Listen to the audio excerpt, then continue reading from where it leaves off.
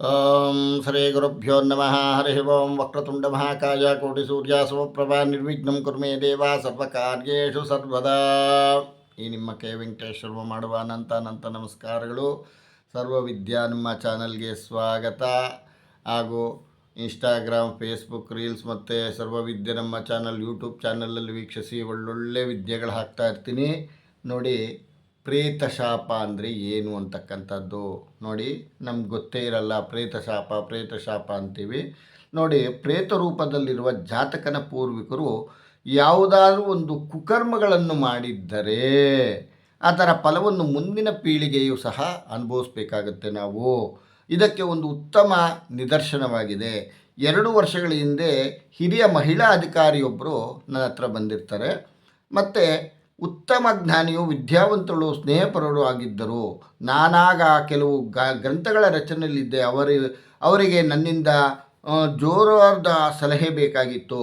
ನನ್ನ ಪರಿಸ್ಥಿತಿಯನ್ನು ಗಮನಿಸಿ ನನ್ನ ಕಾರ್ಯಕ್ರಮಗಳಲ್ಲಿ ಸಹ ಅವರು ಭಾಗಿಯಾಗ್ತಾಯಿದ್ರು.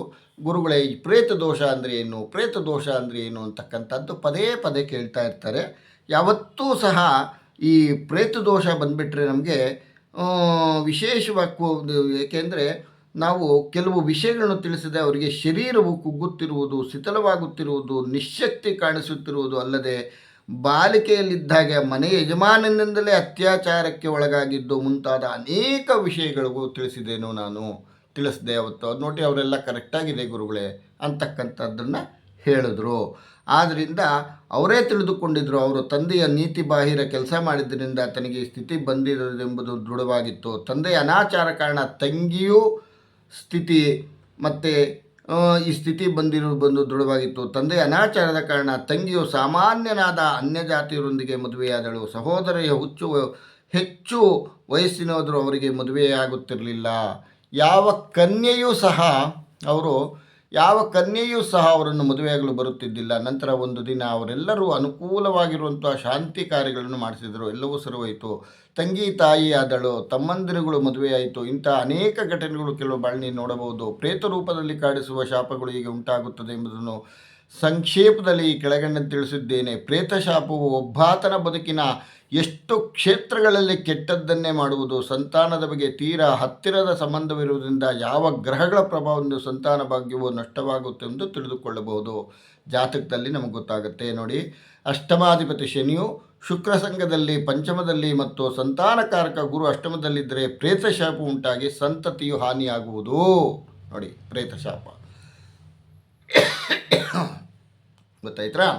ಇನ್ನು ಸಂತಾನದ ಸಪ್ತಮಾಧಿಪತಿಯು 6, 8 ಮತ್ತು 12ನೇ ಭಾವದಲ್ಲಿ, ಪಂಚಮದಲ್ಲಿ ಚಂದ್ರ ಮತ್ತು ಲಗ್ನದಲ್ಲಿ ಶನಿ ಇದ್ದರೂ ಸಂತಾನದ ಅಭಾವ ಉಂಟಾಗುವುದು ನೋಡಿ. ಇದಕ್ಕೂ ಸಹ ನಾವು ಪ್ರೇತಶಾಪ ಅಂತ ನಾವು ಹೇಳ್ತೀವಿ.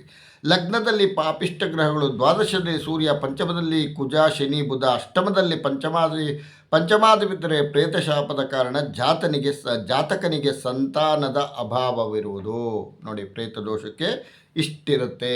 ಸಂತಾನದ ಕ್ಷಯ. ಪಂಚಮದಲ್ಲಿ ಶನಿ ಸೂರ್ಯರಿದ್ದು, ಕ್ಷೀಣಚಂದ್ರನು ಸಪ್ತಮದಲ್ಲಿದ್ದು, ಲಗ್ನದಲ್ಲಿ ರಾಹು, ದ್ವಾದಶದಲ್ಲಿ ಗುರು ಇದ್ದರೆ ಸಂತಾನದ ಕ್ಷಯ ಉಂಟಾಗುವುದು ನೋಡಿ. ವಂಶ ವೃದ್ಧಿಸುವುದಿಲ್ಲ. ಪಂಚಮಾಧಿಪತಿ ಶನಿಯು ಗುರುಗ್ರಹದೊಂದಿಗೆ ಅಷ್ಟಮಾಧಿಪತಿಯು ಲಗ್ನದಲ್ಲಿ ಕುಜನು ಇದ್ದರೆ ಪ್ರೇತಶಾಪದಿಂದ ಜಾತಕನ ವಂಶವು ವೃದ್ಧಿಸುವುದಿಲ್ಲ. ಏನೇ ಪೂಜೆ ಪುನಸ್ಕಾರ ಏನೂ ಮಾಡಿದ್ರೂ ಸಹ ಉಳಿಸೋದಿಲ್ಲ. ಆದ್ದರಿಂದ ನಾವು ಮೂಲ ಜಾತಕಕ್ಕೆ ಹೋಗಬೇಕಾಗುತ್ತದೆ. ಪ್ರೇತಶಾಪ ಅನ್ನೋದಕ್ಕೆ ಸಹ ಇದು ಉದಾಹರಣೆ. ಯಾವತ್ತೂ ಸಹ ನಮಗೆ ಪ್ರೇತಶಾಪ ಬಂದುಬಿಟ್ರೆ ನಮಗೆ ಲಗ್ನದಲ್ಲಿ ರಾಹು, ಪಂಚಮದಲ್ಲಿ ಶನಿ, ಅಷ್ಟಮದಲ್ಲಿ ಗುರು ಇದ್ದರೂ ವಂಶ ವೃದ್ಧಿಸುವುದಿಲ್ಲ. ಲಗ್ನದಲ್ಲಿ ಶನಿ, ಪಂಚಮದಲ್ಲಿ ರಾಹು, ಅಷ್ಟಮದಲ್ಲಿ ಸೂರ್ಯ, ದ್ವಾದಶದಲ್ಲಿ ಕುಜಿದ್ದರೂ ಸಹ ವಂಶ ವೃದ್ಧಿಸುವುದಿಲ್ಲ. ವಂಶನಾಶಕ ಯೋಗ. ಗುರು ನೀಚರಾಶಿಯಲ್ಲಿ, ಪಂಚಮಾಧಿಪತಿಯು ತನ್ನ ನೀಚರಾಶಿಗಳೊಂದಿಗೆ ಅಥವಾ ಗ್ರಹದ ದೃಷ್ಟಿಯಲ್ಲಿದ್ದರೆ ಜಾತಕರ ವಂಶವೇ ನಾಶವಾಗುವುದು.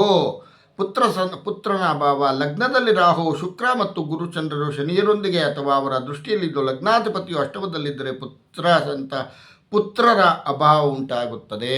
ಇದಕ್ಕೆಲ್ಲ ನಾವು ಪ್ರೇತಶಾಪ ಅಂತಕ್ಕಂಥದ್ದು. ಪುತ್ರಹಾನಿ. ಲಗ್ನದಲ್ಲಿ ರಾಹು, ಪಂಚಮದಲ್ಲಿ ಶನಿ, ಕುಜ ಸಂಗಮದಲ್ಲಿದ್ದರೆ ಅಥವಾ ದೃಷ್ಟಿಯಲ್ಲಿದ್ದರೆ ಜಾತಕನ ಪುತ್ರನಿಗೆ ಹಾನಿ ಉಂಟಾಗುತ್ತದೆ. ಇದಕ್ಕೂ ಸಹ ಪ್ರೇತಶಾಪ ಅಂತಕ್ಕಂಥದ್ದು ಹೇಳ್ತೀವಿ. ಅದಕ್ಕೆ ಸಹ ಪ್ರೇತಶಾಪ ಅಂತಕ್ಕಂಥದ್ದು ನಾವು ಯಾವುದೋ ಬಂದು ಪ್ರೇತ ಬಂದು ನಮ್ಮನ್ನು ಹಿಡ್ಕೊಂಡ್ಬಿಡುತ್ತೆ ಅಂತಕ್ಕಂಥದ್ದಲ್ಲ. ಇವೆಲ್ಲ ಪೂರ್ವಜನ್ಮದ ಸುಕೃತ. ಆದ್ದರಿಂದ ಆಗೋರ್ಗಾಗತ್ತೆ, ಆಗದೆ ಇಲ್ಲದೆ ಇರೋರಿಗೆ ಆಗೋದಿಲ್ಲ. ಯಾರೂ ಅನ್ಯತಾ ಭಾವಿಸಬಾರ್ದು. ಪ್ರೇತಶಾಪ ಅನ್ನೋದಕ್ಕೆ ನಾನು ಉದಾಹರಣೆ ಕೊಟ್ಟಿದ್ದೀನಿ. ನನ್ನ ಕಣ್ಣು ಮುಂದೆ ನಡೆದಿರ್ತಕ್ಕಂಥ ಘಟನೆಯನ್ನು ನಾನು ಮುಂದೆ ಇಟ್ಟಿದ್ದೀನಿ. ಒಬ್ಬ ಮಹಿಳಾ ಅಧಿಕಾರಿ ಬಂದಿದ್ದರು 25 ವರ್ಷದ ಕೆಳಗಡೆ.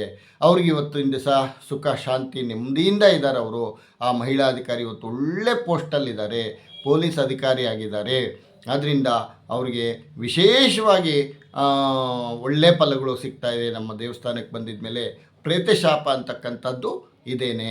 ಈ ಪ್ರೇತಶಾಪಕ್ಕೆ ಪರಿಹಾರಗಳು ನಾವು ಮಾಡಿಕೊಂಡಾಗ ಒಳ್ಳೆ ಫಲ ಸಿಗ್ತಕ್ಕಂಥದ್ದು.